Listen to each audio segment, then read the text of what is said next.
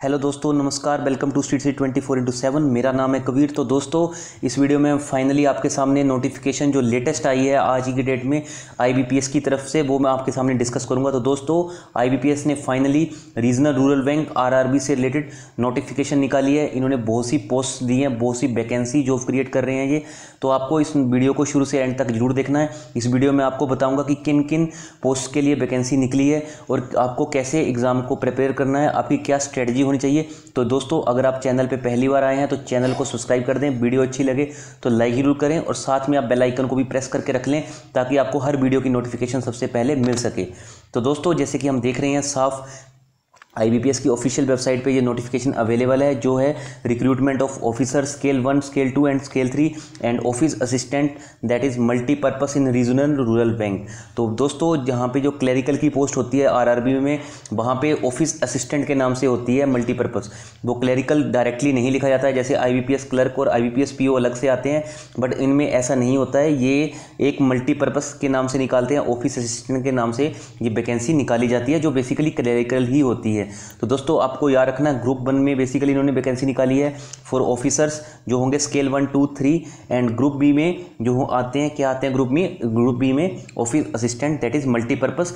Basically ये क्या होते हैं दोस्तों, ये क्लरिकल होते हैं दोस्तों। इसके अलावा मैं आपको ये बताऊंगा आगे वीडियो में कि कब से ऑनलाइन एग्जामिनेशन की डेट स्टार्ट हो रही है, आपको क्या क्या चीज़ें ध्यान रखनी है आपको और क्या क्या स्ट्रेटजी को फॉलो करना है। तो दोस्तों, आगे हम डिस्कस करते हैं आगे क्या लिखा हुआ है इन्होंने।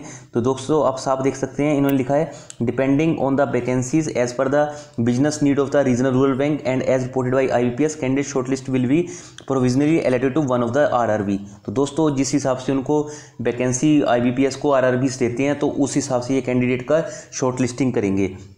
तो दोस्तों, आगे हम डिस्कस करेंगे दोस्तों मेन पॉइंट्स। तो आप देखना चाहते हैं तो देख सकते हैं कि आप कौन सी स्टेट से बिलोंग करते हैं, और जिस स्टेट से आप बिलोंग करते हैं आपको पता होना चाहिए कि उस स्टेट में कौन सा आरआरबी है।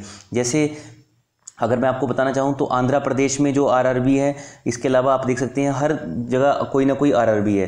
तो दोस्तों, आप चाहें जिस भी स्टेट से आप बिलोंग करते हैं या फिर जिस भी जगह से आप बिलोंग करते हैं, क्योंकि रीजनल रूरल बैंक पर्टिकुलर एक रीजन से ही रिलेटेड होते हैं, तो आप चाहें तो इस वीडियो का साथ साथ में स्क्रीनशॉट लेके भी रख सकते हैं। मैं वीडियो को धीरे धीरे करके स्क्रॉल कर रहा हूँ। जैसे आप देख सकते हैं JNK ग्रामीण बैंक ये जम्मू और कश्मीर में है। इसके अलावा हिमाचल प्रदेश ग्रामीण बैंक ये मंडी में है, हिमाचल प्रदेश में। यहाँ पे जो लैंग्वेज भी लिखी हुई है साफ आप देख सकते हैं, इस मतलब कि जो ये राज्य है या फिर आप जिस रीजनल रूरल बैंक के लिए अप्लाई कर रहे हैं तो कौन सी आपको भाषा आनी चाहिए। तो आप देख सकते हैं हिमाचल के लिए आपको हिंदी आनी चाहिए, कश्मीर के लिए आपको बेसिकली डोगरी, कश्मीरी, पहाड़ी, और ये आप देख सकते हैं गोजरी, पंजाबी, लद्दाखी, ये सब भाषाएं आनी चाहिए। तो दोस्तों, ये सब आपको चीज़ें साथ साथ में ध्यान में रखनी है, क्योंकि हिंदी स्टेट और आप कौन सी लैंग्वेज स्पीकिंग स्टेट से बिलोंग करते हैं उसके अकॉर्डिंग ही आपको फॉर्म फिल करना है। दोस्तों, मैंने ऐसा कई बार देखा है कि कुछ लोग क्या करते हैं, सपोज करो कोई हिंदी स्पीकिंग स्टेट से है और वो महाराष्ट्र या गुजरात में फॉर्म भरता है। इवन मैंने ये खुद चीज़ें नोटिस की थी आईबीपीएस क्लरिकल से रिलेटेड भी। वहाँ पर मैंने देखा था कुछ लोग आईबीपीएस क्लरिकल का फॉर्म भी इधर उधर से भर रहे थे। बाद में क्या हुआ, उनको वहाँ की लोकल भाषा में कुछ चीज़ें लिखने को दी गई और वो लिख नहीं पाए, उनका रिजेक्शन हो गया। तो दोस्तों, आपने पहले तो प्री क्लियर किया इतनी मेहनत से, उसके बाद आपने मेंस क्लियर किया, उसके बाद दोस्तों आपका जब फाइनल सिलेक्शन नहीं हुआ तो मैं समझ सकता हूं आपको कितना दुख हुआ होगा। बट आप ट्राई करें, जिस भी आप रीजन से बिलोंग करते हैं वहीं से आप फॉर्म भरने की ट्राई करें। ये मत सोचें कि उस जगह ज़्यादा वैकेंसी है तो मैं वहाँ से फॉर्म भर देता हूँ। आपकी अगर प्रेपरेशन अच्छी है तो आप अगर 5 स्टेट, अगर किसी भी जगह पे 5 वैकेंसी भी है तब वहाँ से भी आप सीट ईजिली निकाल लोगे। तो दोस्तों, आगे डिस्कस कर लेते हैं एलिजिबिलिटी क्राइटेरिया क्या होगा। तो दोस्तों, basically person should be A national of India, Indian citizen होना चाहिए, और या फिर इसके अलावा सिटीजन ऑफ नेपाल, और इसके अलावा भूटान, तिब्बतन रिफ्यूजी, और इसके अलावा person of Indian origin who has been migrated from Pakistan, Burma, Sri Lanka, ये कंट्रीज़ के नाम बता रखे हैं। जो PIO होना चाहिए वो यहाँ का होना चाहिए। तो दोस्तों, अभी एज डिस्कस करते हैं। तो आप देख सकते हैं ऑफिसर स्केल 1 के लिए एज है 18 to 30 ईयर्स। इसके अलावा आप देख सकते हैं ऑफिसर स्केल 2 मैनेजर के लिए जो होता है बेसिकली उसको 21 से 32 ईयर, और स्केल 3 जिसको बोलते हैं सीनियर मैनेजर बैंक्स में, उसकी एज जो है 21 वर्ष से 40 वर्ष तक। और क्लरिकल की एज आप देख सकते हैं बिटवीन 18 and 28 ईयर, तो 18 से 28 साल के बीच में एज होनी चाहिए। और आप साफ देख सकते हैं जो पर्सन है, जिस साफ इन्होंने बोला हुआ है 2 जुलाई 1992 से लेके 1 जुलाई 2002 के बीच का होना चाहिए। अगर आपकी डेट ऑफ बर्थ 6 जून 1992 तब भी आप इसमें अप्लाई नहीं कर पाओगे, तो आपको आपको ये पूरा क्राइटेरिया देखना है कि कौन सी जो भी एग्जामिनेशन है उसकी जो डेट ऑफ बर्थ है उसकी cut off date of birth क्या है। तो आप याद रखना, जो ये इन्होंने कट ऑफ डेट ली हुई है 30 जुलाई को जो इन्होंने माना हुआ है, तो अगर आप उससे पहले बिलोंग करते हैं तो आप इजीली एग्जाम को दे सकेंगे। अदरवाइज आपको अप्लाई करके पैसे खराब नहीं करने हैं। अगर आपको फिर भी कोई क्वेरी हो एज से ग्रुप से रिलेटेड तो आप कमेंट कर देना, मैं साथ का साथ उसका रिप्लाई कर दूंगा या मेरी टीम के मेंबर साथ के साथ रिप्लाई कर देंगे। इसके अलावा देखेंगे कुछ ना कुछ जो रिलैक्सेशन मिलती है SC STs के लिए बेसिकली 5 साल की है, OBCs के लिए 3 ईयर्स की लिए।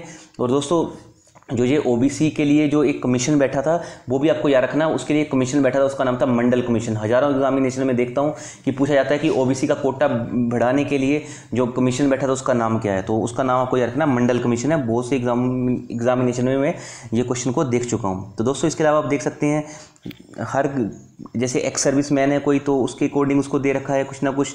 इसके अलावा आप देख सकते हैं पर्सनस अफेक्टेड बाई 1984 राइट्स, जो भी पंजाब में राइट्स हुए थे उनको 5 साल का जो भी है आप देख सकते हैं ये रिलैक्सेशन दे रखा है। आप चाहें तो इनका साथ साथ में स्क्रीनशॉट रख सकते हैं, बट आप मेरे को लगता है पहले 1 या 2 या 3 कैटेगरीज में मैक्सिमम लोग आ जाते हैं, तो इसलिए मैं इन चीज़ों पे इतना ध्यान नहीं दे रहा हूँ। फिर भी आप चाहें तो अगर आप इनमें कहीं बिलोंग करें तो स्क्रीनशॉट लेकर रख सकते हैं, या कोई क्वेरी हो तो कमेंट कर सकते हैं। क्योंकि दोस्तों अगर मैं हर चीज़ को इतना डीपली बताऊँगा तो वीडियो बहुत लंबी चली जाएगी। मेरा मेन गोल यही है कि आप प्रेपरेशन कैसे करनी है वो, और आपको एग्जामिनेशन में क्या क्या चीज़ें प्रिपेयर करके जाना और क्या इस पर हमें चेंजेस देखने को मिली है वो सब की आपको एक बेसिक नॉलेज मिल सके। तो दोस्तों अब आ जाते हैं आगे। तो आप दोस्तों साफ देख सकते हैं कि अब मैं आपको लेके आया हूँ बेसिकली एजुकेशनल क्वालिफिकेशन के ऊपर। तो दोस्तों सबसे पहले क्लरिकल की बात करते हैं। तो क्लरिकल के लिए bachelors degree in any discipline from a recognised university और इट्स इक्विवेलेंट। तो आपकी बैचलर डिग्री होनी चाहिए, तो आपकी प्रोफिशिएंसी होनी चाहिए लोकल लैंग्वेज में, और इसके अलावा वर्किंग नॉलेज ऑफ कंप्यूटर होनी चाहिए। तो दोस्तों ये तो सिंपल है। इसके बाद ऑफिसर के लिए क्या है, bachelors degree in any discipline from a recognised university और इट्स इक्विवेलेंट। ठीक है, तो आपकी एक जो बैचलर डिग्री होनी चाहिए किस किस में होनी चाहिए, या तो आपकी एग्रीकल्चर में या हॉर्टिकल्चर में, forestry, animal husbandry, veterinary science, agriculture engineering, pisciculture, agriculture marketing, corporation, information technology, management, law, economics और अकाउंटेंसी। तो दोस्तों proficiency in local language as prescribed by the participating RRBs। आगे क्या है, desirable working knowledge of computer. तो आपको दोस्तों working knowledge of computer भी होनी चाहिए। इसके बाद ऑफिसर स्केल 2 के लिए बता रखा है, इसमें एक्सपीरियंस होना चाहिए आपको 2 ईयर्स का। इसके अलावा ऑफिसर स्केल 2 जो बेसिकली IT से रिलेटेड है उसमें 1 ईयर का एक्सपीरियंस होना चाहिए इंफॉर्मेशन टेक्नोलॉजी ऑफिसर के लिए।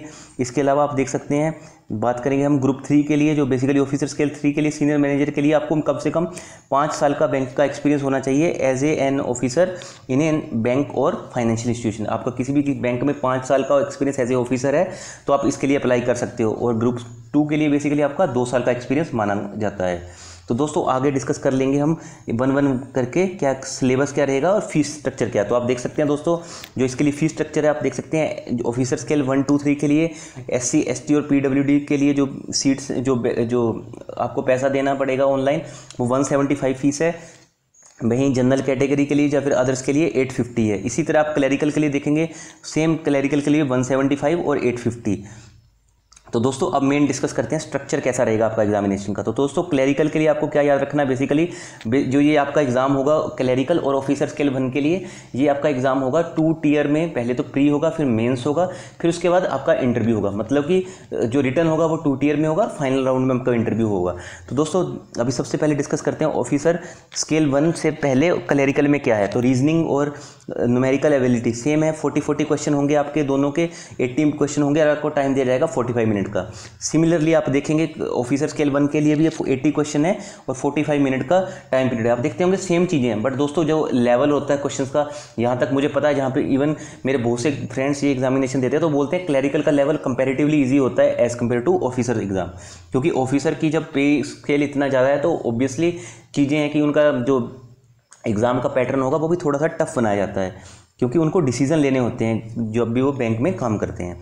इसके अलावा दोस्तों देखते हैं आगे हम सिलेबस क्या रहेगा मेन एग्जामिनेशन के लिए क्लरिकल का। तो आप देख सकते हैं रीजनिंग के मेंस एग्जामिनेशन में 50 मार्क्स होंगे, 40 क्वेश्चन होंगे, कंप्यूटर के भी 40 क्वेश्चन होंगे और आपके मार्क्स 20 होंगे, मतलब कि एक क्वेश्चन 0.5 मार्क्स का होगा। नेक्स्ट जनरल अवेयरनेस 40 क्वेश्चन होंगे।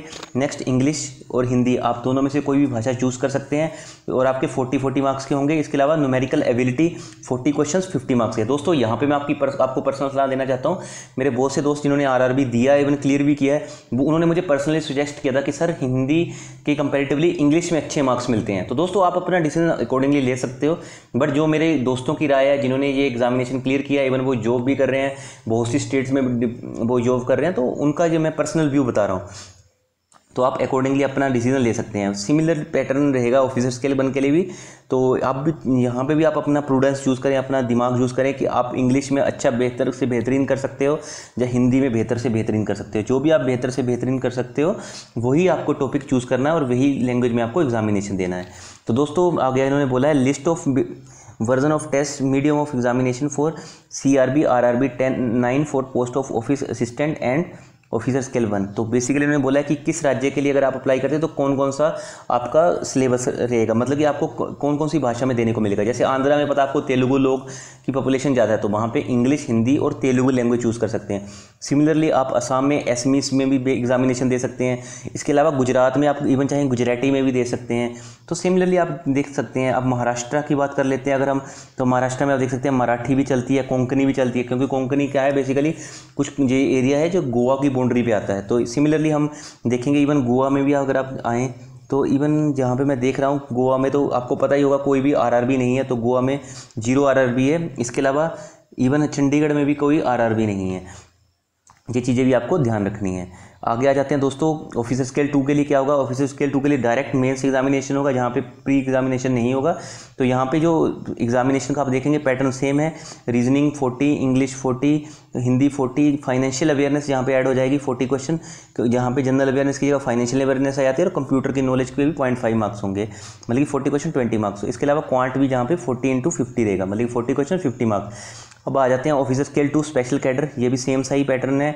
इसके बाद अगर हम बात कर लें, पर इसमें क्या होगा, एक आपकी जो एक्स्ट्रा नॉलेज ऐड हो जाएगी 40 क्वेश्चन के आसपास है, वो आपकी ऐड हो जाएगी कंप्यूटर नॉलेज की, आप इजीली चेक कर सकते हैं। इसके अलावा प्रोफेशनल नॉलेज भी आपकी यहाँ पे ये 40 मार्क्स एक्स्ट्रा ऐड हो जाते हैं। मैक्सिमम एग्जामिनेशन आपने देखा होगा 200 मार्क्स का था, पर यहाँ पे 40 मार्क्स की आपकी पीके ऐड हो जाती है, इसको प्रोफेशनल नॉलेज बोलते हैं। सिमिलरली ऑफिसर स्केल 3 के लिए क्या है, अगर आप सीनियर मैनेजर के लिए अप्लाई करना चाहते हैं, आपके पास एक्सपीरियंस है 5 साल का किसी भी बैंक में एज एन ऑफिसर, तो आपको क्या करना है बेसिकली ये आप पैटर्न देख सकते हैं। सेम पैटर्न है जो ऑफिसर स्केल 2 के लिए, ऑफिसर स्केल 1 के लिए, तो आप इजीली यहाँ पे चेक कर सकते हैं। अब दोस्तों आगे डेट का हम डिस्कस करेंगे। बेसिकली कट ऑफ क्या रहेगी, आपको जो भी कट ऑफ रहेगी, आपको अगर सेक्शन वाइज भी रहती है तो आपको वो क्लियर करनी पड़ेगी, और आपको फाइनल कट ऑफ भी क्लियर करनी पड़ेगी। इसके बाद आपको इंटरव्यू के लिए बुलाया जाएगा, और इंटरव्यू की इन्होंने मेरी चीज़ बोली है कि लोग बाद में बोलते हैं हमारा डेट चेंज कर दो, टाइम चेंज कर दो, बट ये बिल्कुल भी अलाउ नहीं होगा डेट और टाइम चेंज करना। तो ये सारी चीज़ें इन्होंने 1 बाय 1 बता रखी हैं। तो इसका आप जैसे ही ये इंटरव्यू के वाला स्टेज क्लियर कर लेते तो आपका प्रोविजनल अलॉटमेंट होगा। आप किसी भी बैंक में जाएंगे अलॉटमेंट के लिए, तो वहाँ पे भी फिर से आपकी डॉक्यूमेंट वेरिफिकेशन होगी।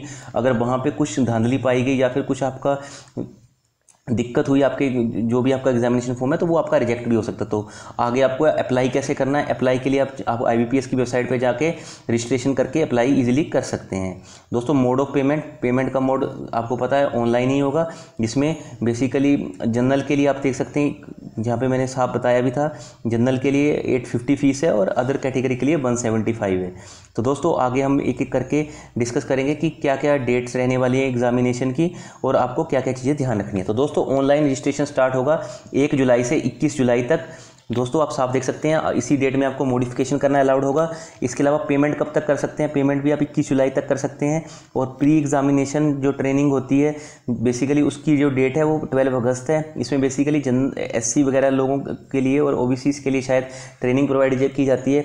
इसके अलावा कंडक्ट क्या है प्री एग्जामिनेशन ट्रेनिंग का, तो आप देख सकते हैं ये 24 से लेकर 29 अगस्त के बीच में होगी। इसके अलावा आप देख सकते हैं प्रीलिम एग्ज़ाम का जो कॉल लेटर है वो आपको अगस्त में मिलेगा, और प्रीलिमिनरी आपका सितंबर अक्टूबर में होगा, और रिजल्ट भी इसका अक्टूबर में आ जाएगा। और उसके बाद देख सकते हैं मेन एग्जामिनेशन जो आपका सिंगल एग्जामिनेशन है ये अक्टूबर नवंबर में होगा। इसके अलावा आप देख सकते हैं ऑनलाइन मेन एग्जामिनेशन जो आपका सिंगल है ये आपका बेसिकली नवंबर में है। तो दोस्तों इसके अलावा आप देख सकते हैं स्केल 1, स्केल 2, स्केल 3 सबका एग्जामिनेशन अक्टूबर से लेकर नवंबर तक है, और आपको प्रोविजनल अलॉटमेंट जनवरी 2021 तक मिल जाएगा। तो दोस्तों पहले हम देखते थे ये सारे रिक्रूटमेंट हमारे अप्रैल में ही होते थे, मतलब कि 1 अप्रैल को रिजल्ट आता था, 31 मार्च को रिजर्व लिस्ट आती थी, बट वो वाला फंडा हटा दिया है। अब बेसिकली हमें जो भी अलॉटमेंट है वो जनवरी में मिल जाती है। अब आप आगे देख सकते हैं कि वैकेंसीज़ कैसी कैसी हैं। तो दोस्तों आप चाहें तो इसका साथ साथ में स्क्रीनशॉट रख लें, जो जिस स्टेट से आप बिलोंग करते हैं। लाइक आंध्र प्रदेश में डिफरेंट आरआरबी है, तो डिफरेंट वैकेंसी है। जैसे आंध्रा प्रगति ग्रामीण बैंक, इसमें कोई भी नोट रिक्वायर्ड है लिखा हुआ है, शायद इन्होंने इसमें अभी बताई नहीं गई है या फिर इन्होंने बोला है कि अभी अवेलेबल नहीं है। इसके अलावा इनका जो चैतन्य गोदावरी बैंक है उसमें 43 है, और इसके अलावा आप देख सकते हैं सप्तागिरी ग्रामीण बैंक में 16 है। ऐसी स्टेट वाइज वैकेंसी दे रखी है। जिस भी स्टेट से आप बिलोंग करते हैं आप चाहें तो साथ साथ में स्क्रीनशॉट लेके इसका रख लेना, ताकि आपको एग्जामिनेशन का आइडिया हो सके। आप देख सकते हैं इसके अलावा हिमाचल प्रदेश में जो ऑफिस असिस्टेंट क्लरिकल की वैकेंसी है बहुत कम है, 28 है। इसके अलावा आप देख सकते हैं J&K में 11 है, केरला में 0 है, मध्य प्रदेश में बहुत ज़्यादा दिख रही है हमें डिफरेंट बैंक में 141, 42, 76। तो दोस्तों आप चाहें तो जिस भी स्टेट से आप बिलोंग करते हैं आप इसका स्क्रीनशॉट लेके रख सकते हैं। इसी तरह ऑफिसर स्केल 1 के लिए भी स्टेट वाइज वैकेंसी दे रखी है। आप देख सकते हैं यहाँ पे स्टेट वाइज डाटा दे रखा है। ये मैं आपको इसलिए स्क्रॉल कर रहा हूँ धीरे धीरे। अगर आप किसी भी स्टेट से इसमें से बिलोंग करते हैं तो आप स्क्रीनशॉट लेके रख लें अपना साथ में। तो दोस्तों ऑफिसर स्केल 2 एग्रीकल्चर ऑफिसर के लिए भी स्टेट वाइज वैकेंसी दे रखी हैं। आप जिस भी स्टेट से बिलोंग करते हैं आप यहाँ पे चेक कर सकते हैं। इसी तरह मार्केटिंग ऑफिसर की भी इन्होंने वैकेंसी दे रखी है स्टेट वाइज। मैं इसलिए धीरे धीरे स्क्रॉल कर रहा हूँ। ऑफिसर स्केल 2 ट्रेजरी मैनेजर, जो भी ट्रेजरी वगैरह चेक देखता है, जो बैंक की करेंसी चेस्ट वगैरह होती है इनको वो वाला डिपार्टमेंट दिया जाता है। इसके बाद लॉ में भी देख सकते हैं हम बड़ौदा यूपी बैंक में कुछ वैकेंसीज़ वगैरह दे रखी हैं हमें साफ देखने को मिल रहा है। ऑफिसर स्केल 2 CA की भी वैकेंसी देखने को मिल रही है हमें। इसके अलावा हम देखेंगे ऑफिसर स्केल 2 IT में भी वैकेंसीज़ हैं। इसके बाद हम देख सकते हैं officer scale 2 GBO general banking officer, इसमें बहुत ज़्यादा वैकेंसी रहती है कंपैरेटिवली अदर फील्ड से। तो आप जिस भी स्टेट से हैं अगर आप चाहें तो इसका स्क्रीनशॉट लेके रख लें, ताकि जब भी आप एग्जामिनेशन फिल करें तो आपको ध्यान रहे कि आपको स्टेट में कितनी वैकेंसी है। सिमिलरली ऑफिसर स्केल 3 के लिए भी वैकेंसीज यहाँ पे दे रखी हैं। चाहें तो आप इसका साथ में स्क्रीनशॉट लेके रख सकते हैं, जिस भी आप स्टेट से हैं जो भी आप बैंक के लिए अप्लाई करना चाहते हैं। तो दोस्तों एग्जामिनेशन सेंटर जिस भी स्टेट से आप हैं आप देख सकते हैं आपकी कहाँ पे, जैसे आंध्र प्रदेश में डिफरेंट सेंटर है, अरुणाचल प्रदेश में कहाँ पे है, असम में, बिहार में, छत्तीसगढ़ में, गुजरात में, हरियाणा में, HP में, J&K में, झारखंड, कर्नाटका, केरला, MP, महाराष्ट्र, मणिपुर, मेघालय, मिजोरम, नागालैंड, उड़ीसा, पुडुचेरी, पंजाब, राजस्थान, तमिलनाडु, तेलंगाना, त्रिपुरा, UP, उत्तराखंड, वेस्ट बंगाल। तो आप ये देख सकते हैं ये सारी चीज़ें मैंने आपको 1 बाय 1 करके बता दी हैं। तो दोस्तों ये सब चीज़ें आपको ध्यान रखनी है। इसके अलावा मैं आपको यही चीज़ें कहना चाहूँगा, प्रीलिम्स में आप जितना मैक्सिमम एक्यूरेसी के साथ अटैम्प्ट करोगे ऑफिसर और क्लरिकल का एग्जामिनेशन, उतने आपके अच्छे मार्क्स आएंगे। और मेंस के लिए आपको बेसिकली जो मेरे फ्रेंड्स कहते हैं कि अगर आपका थोड़ा सा इंग्लिश सेक्शन अच्छा है तो आप इंग्लिश को ही प्रेफर कीजिएगा, हिंदी के कंपेरेटिवली चांस जो भी आपके सिलेक्शन के होंगे वो बहुत ज़्यादा बढ़ जाएंगे। तो दोस्तों इसके अलावा अगर मैं कुछ टाइम एक ऐसी वीडियो बनाऊंगा जिसमें मैं बताऊंगा कि how to become an officer in the bank, how to become एक क्लरिकल इन द बैंक, कैसे कैसे आपको प्रेपरेशन करनी है, तो उसके ऊपर मैं एक डिटेल स्ट्रेटेजी बनाऊंगा। तो आप हमारे चैनल का बिल्कुल जुड़े रहना एंड तक, मैं आपको बहुत सारी यहाँ पे इन्फॉर्मेटिव चीज़ें प्रोवाइड करूँगा। So thank you very much दोस्तों, keep loving us, keep supporting us, because together we can make a huge difference. So thank you very much.